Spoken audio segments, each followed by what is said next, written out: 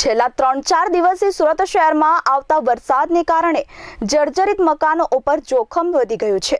ભવાનીવડ વિસ્તારમાં વહેલી સવારે 2 મકાન ધરાશયી થતા આસપાસના રહીશોમાં ફફડાટ ફેલાઈ ગયો હતો।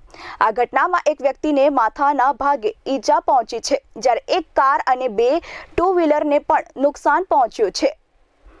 ચોમાસા દરમિયાન જૂના મકાનોમાં રહેવું ખૂબ જોખમી થઈ જાય છે।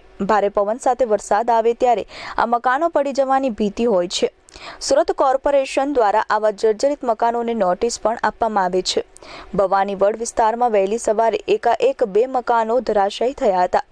એક 5 માળનું મકાન અને એક ગ્રાઉન્ડ પ્લસ 1 માળનું મકાન ધરાશાયી થઈ ગયું હતું। ભવાનીવડ વિસ્તાર સુરતનો કોટ વિસ્તાર અને ખૂબ જ જૂના મકાન હોવાને કારણે અહીં આવી ઘટના બની રહી છે।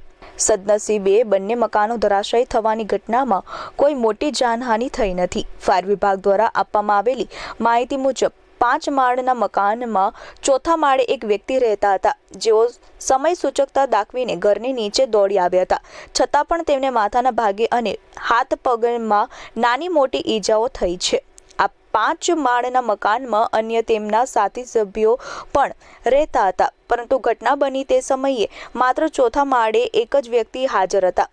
બાજુના ગ્રાઉન્ડ પ્લસ 1 માળના મકાનમાં રહેતા પરિવારના લોકો બહાર આવી ગયા હતા। ઘર વખરી સહિતનું નુકસાન થયું હતું। ઘર નજીક પાર્ક કરેલી એક કાર અને 2 ટુ વ્હીલરને પણ નુકસાન થયું છે। ઈજાગ્રસ્તને નજીકની ખાનગી હોસ્પિટલમાં સારવાર માટે ખસેડવામાં આવ્યા હતા। Bureau report S24 news Surat.